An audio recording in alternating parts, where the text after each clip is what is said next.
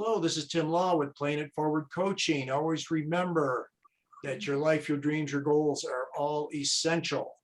A big thank you to over 400 people that have signed up for this YouTube channel, Playing It Forward Coaching. Please do so if you haven't already. It'd be much appreciated. Whatever your mind can conceive and believe, you can achieve.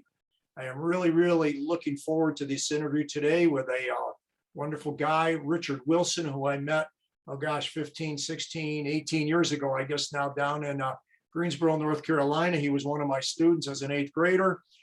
No shortage of humor with he and Alex Jones, Gerod, Herbin, Montrell. I mean, we have the whole 9 yards, that's for sure. So Richard, welcome. Tell us a little about yourself and your story. How you doing, Mr. Law? After high school, went to the military, straight out of, graduated in June. In August, I shipped to Fort Jackson, did basic training there, then went to Virginia to finish up individual training, AIT. First duty station was overseas in Korea, spent a year there, came stateside. Duty station was at Fort Bragg, North Carolina, 82nd. And went to Afghanistan, had a deployment, go to Afghanistan, stayed there a year, and got out and finished my time and got out in 2013. I see. Well, again, first of all, thank you for your service. Much appreciated. And as you already know, we did a good interview with Alex Jones there several months ago. He's doing fantastic there in the Marines and everything. So tell us a little bit about your coaching as well, Richard, as far as I know you've gotten involved doing that, and what you like about it, that kind of thing.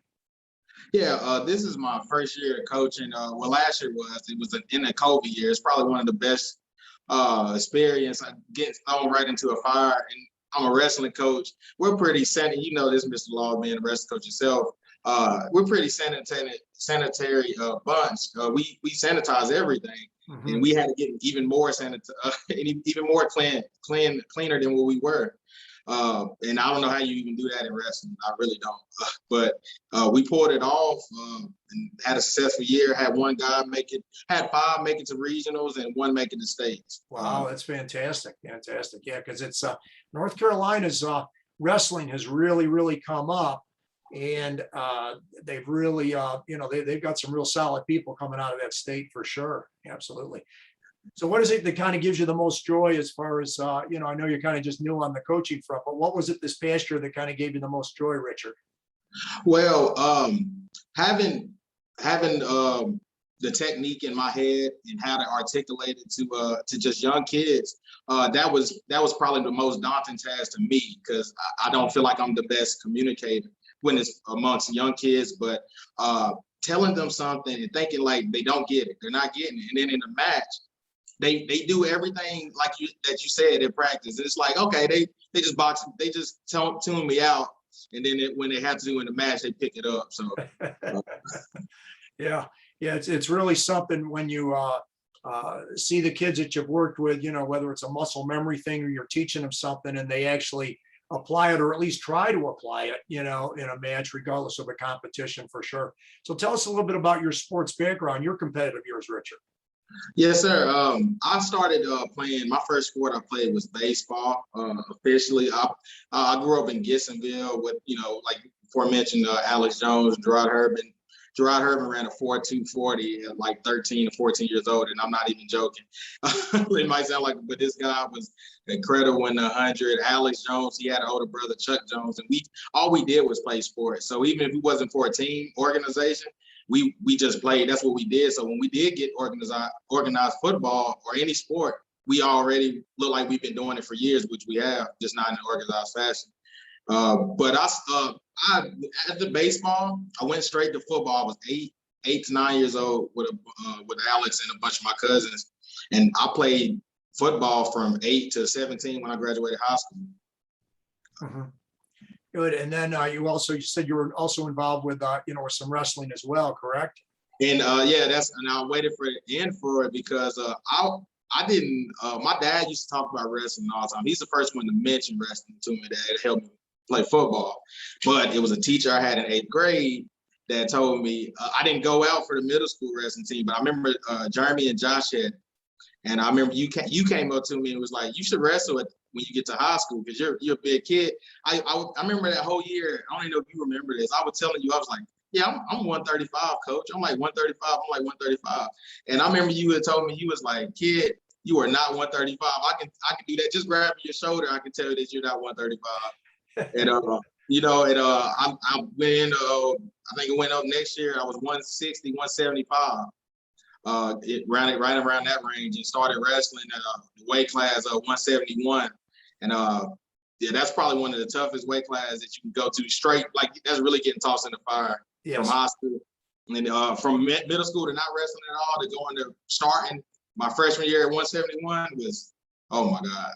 Yeah, you had to pay your dues for sure. I have great memories of Josh and Jeremy Head. Those guys were a pair of warriors, and they really, really did a good job. I think Jeremy went on to the service too, didn't he? We actually went the same time. Like we graduated in June. He went in July, and I went in August. Gotcha. Yeah.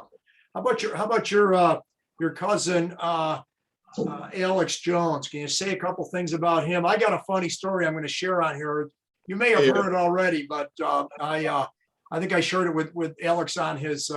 I'm not sure if we did it on the interview or not, but tell us a little bit about Alex. He's an outstanding guy.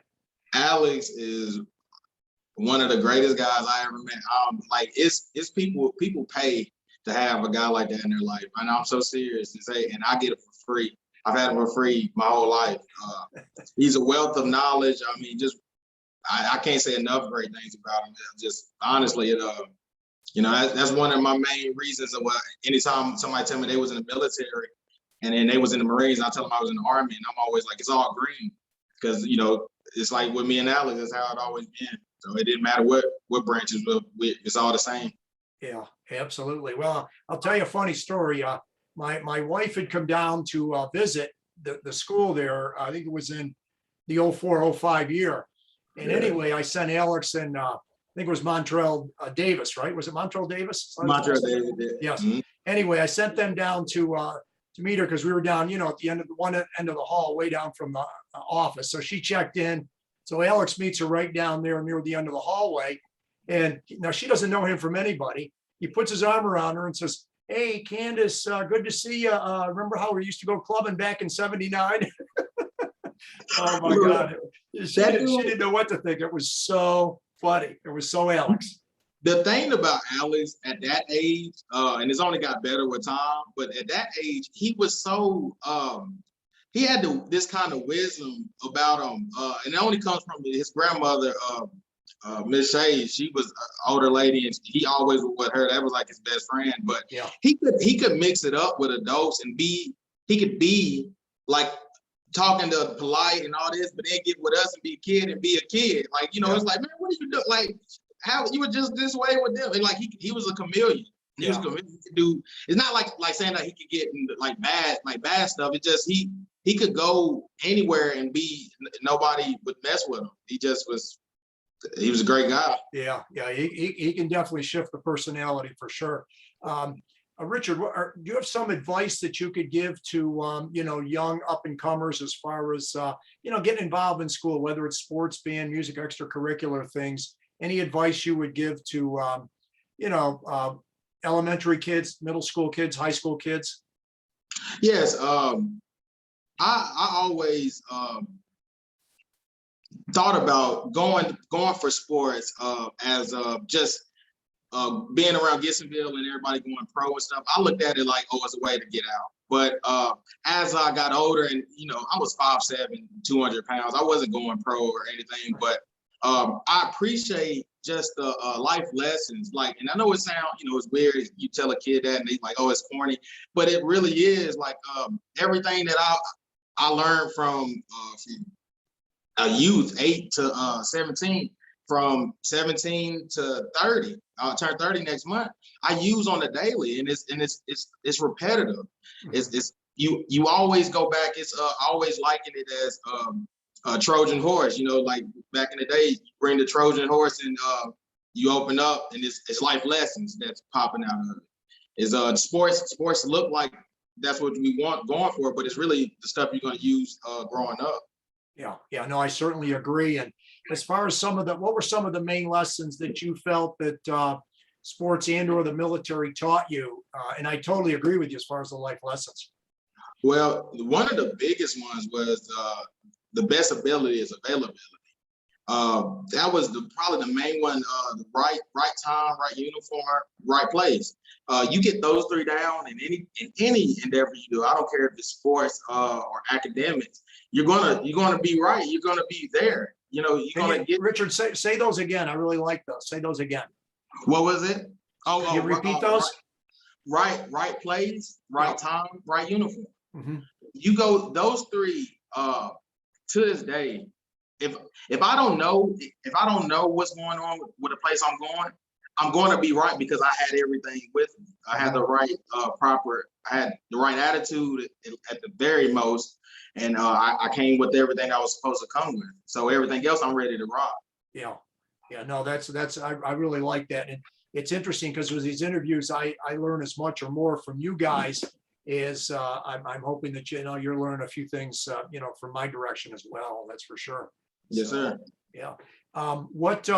So as far as you're going to be coaching some football coming up and everything, and what kind of goals do you have as far as your life is concerned going forward here with coaching, work, whatever? Well, I utmost believe 10 years ago, I went to Afghanistan. Well, September. This September it's going to be the 10-year anniversary of me deploying. And I fervently believe because I seen stuff over there that I still can't make sense of. Yeah. And I honestly kept asking myself, what makes me so special to be coming back and some other people not? And I trouble that question looms. It still does. Mm-hmm. But just last year, getting that call to and you Miss Ledden, formerly Miss Ledden, Miss Hunt now, she was the principal at Williams High School where I coach at. She actually hired me there from another coach that was my high school coach, Coach Prince. Mm-hmm. And he asked me just one day because he seen I was still working out. What did I feel about like coaching? Because I came up to him and asked him about teaching, right? And the same everything I was telling him about teaching, he was like, "Man, you can be a coach." He said, "You're still athletic," and I'm looking like he just blowing smoke because I'm like, these kids will kill me if I get in the wrestling room. I can't show them anything, but lo and behold, I came there and it felt like home. It really did. And I think that's what I was put here for because growing up, this, Ms. Law, I wasn't the best student, and it wasn't because I was dumb or anything. You're a great comedian, I'll tell you that. Yeah, but this was right around. This is like you said. This is around 03, 04 was my 8th grade year. Yeah. So that was around Dave Chappelle times when he had the show. So that's who we looked up to, like Dave Chappelle, Eddie Murphy. Alex. We were just talking about Alex and Gerod. They were Eddie Murphy in the Senior Hall. Absolutely, those guys were a riot. Yeah. So but that was the thing. I was a class clown because I didn't apply myself to school. If it wasn't sports or anything funny, I didn't apply myself to it. Well, it's not unusual at that age. How about can you say a little bit about? I know you got a chance to meet Randall Diaby. We're gonna start to conclude here shortly here, Richard. But Randall went to Hairston, then he ended up being a state champion, then a 4-year starter at 197 Appalachian State, and you got to meet him, a few months ago. What are your thoughts about him? Yeah, met him at the state tournament, 3A state tournament in North Carolina. It was actually at our Eastern Guilford Middle School. Mm-hmm. I met him. He had an Appalachian state shirt on. And I seen him. I said, I seen that kid somewhere. And it wouldn't have been from school because I was in the Army when he was right. And he was in middle school. But it was look like being a subscriber to your channel, playing for coaching. And I was like, man, that's him. And I knew his name was Randall. I wasn't gonna butcher his last name in front of him. But I knew it was Randall, and I came up to him. He was just looking like, how does this dude know me? And I was like, Mr. Law. And I call you Mr. Law, and he was calling you Coach Law. So I was like, it's all the law either way.